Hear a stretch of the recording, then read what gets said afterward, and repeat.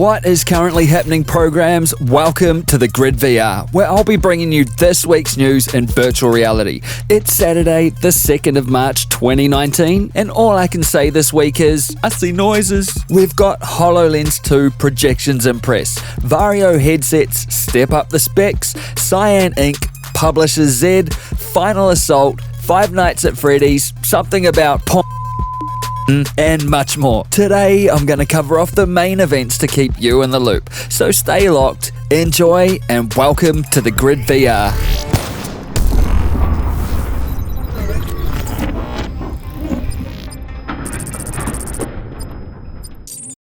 Microsoft have unveiled the HoloLens 2, a wireless, untethered, PC and cable-free mixed reality headset at MWC this week, and it's quite the upgrade actually. The original HoloLens had a 720p resolution holographic display, but thanks to Microsoft's new custom MEMS display system, which comprises of lasers, mirrors and waveguides, the HoloLens 2 can display a 2K per eye holographic image at 47 pixels per degree, directly onto your eyeball.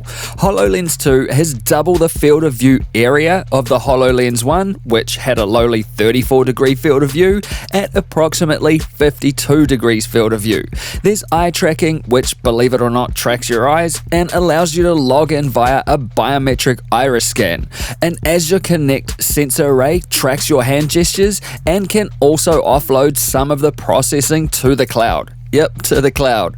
Built-in speakers, a flip-up visor, an 8-megapixel front-facing camera for conference calls, and on top of all that, it's lighter than the original headset with around 2 to 3 hours of active battery life. I covered this headset in depth in this video here earlier in the week, which gets more into detail about how big a generational leap HoloLens 2 is from the first, like PS1 to PS2 actually.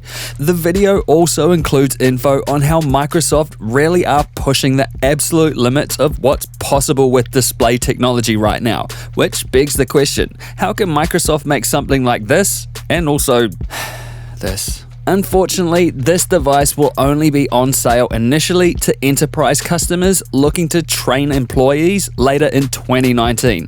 And though dev kits will be available at some stage, the gaming side of things looks a bit grim right now. On that note though, the founder and CEO of Epic Games, Tim Sweeney, announced Epic Games' full support for Microsoft's mixed reality strategy, saying that, I believe the AR is going to be the primary platform of the future for both work and for entertainment. So there's that. What do you think? Hit me up in the comments below and I'll see you there. The Varjo headset I covered in this episode of the Grid VR in 2017 has finally been released and labeled the VR-1. This is a human eye resolution headset, meaning that a part of the image you see is 60 ppd, aka 60 pixels per degree, or retina resolution, which is as sharp as the human eye can possibly detect. But how, you may ask? The headset consists of two screens, a 3.5-inch contact screen, which is the same resolution as a Vive Pro at 1440 by 1600 pixels per eye, running at 90 Hz and totaling 87 degrees field of view, so nothing new there. But in the center is a much smaller 0.7-inch focus screen with 20 times the pixel density of the bigger one, which outputs an image at 60 pixels per degree retina resolution, albeit at a slower 60 Hz, and it only covers 20 degrees of your field of view. There's a 20/20 eye tracker with sub-degree accuracy, which enables things like automatic IPD adjustment or eye data analytics for training, simulation, and research. Custom lenses that all but eliminate things like color aberrations and God rays, and an AR add-on later in the year which will allow you to switch to an augmented reality mode and view digital objects laid over the real world that you see, like in a HoloLens 2. And if you want to know how good that AR pass-through may be, this footage was recorded with the pass-through camera.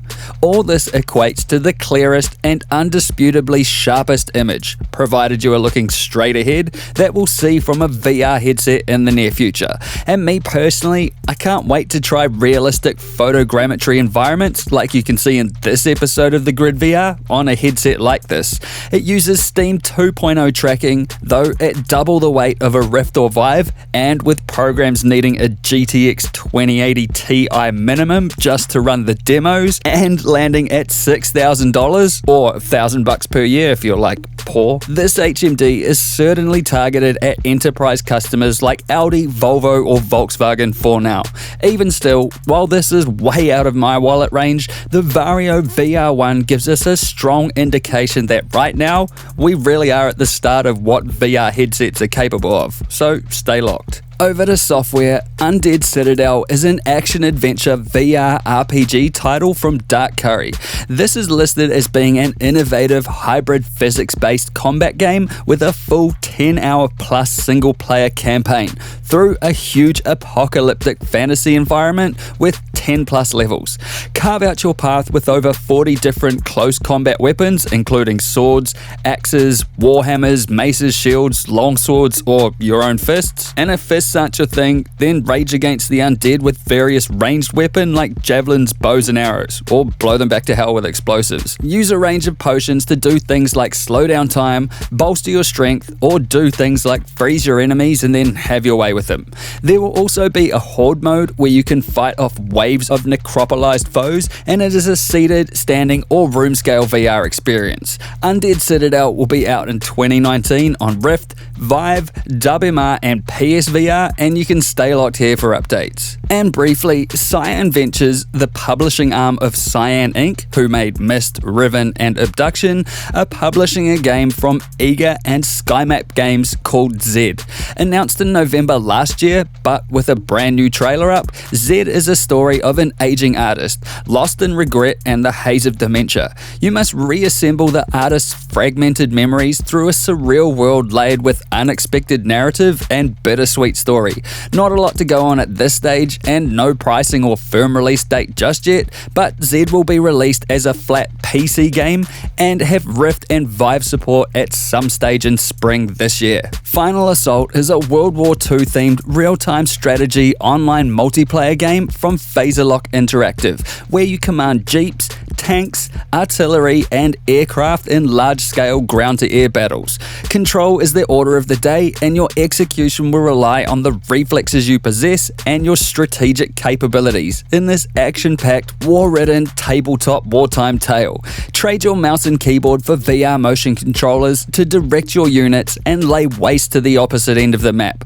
This is similar in vein to something like Brass Tactics, which I covered in this episode of the Grid VR, but has a slightly more approachable and relaxingly hectic vibe to it. Final Assault VR is out in April 2019 for Rift, Vive, and PSVR, and you can find the store links in the description of this video. Kart Kraft, the early access kart racing sim from Black Delta, now has a VR beta which owners of the flat game can enable for free.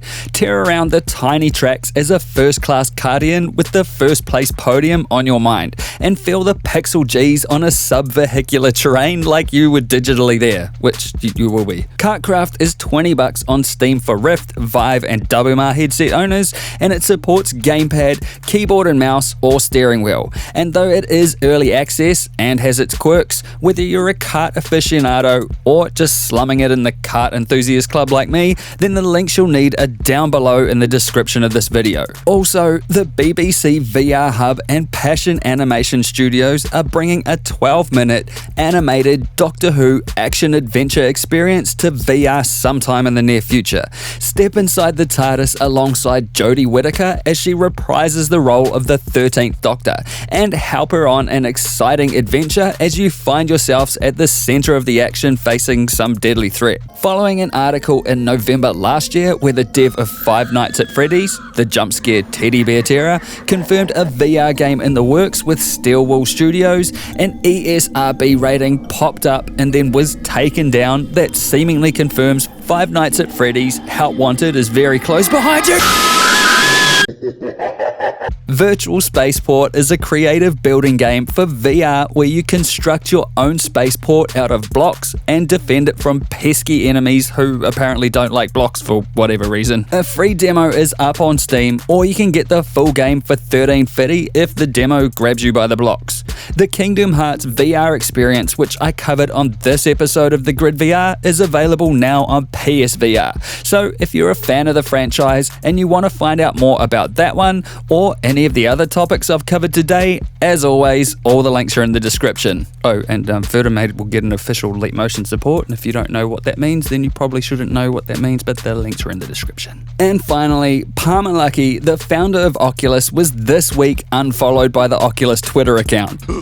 And then all was forgiven and the Oculus account followed Palmer again. And it makes me wonder, maybe it's time to... Maybe it's time to...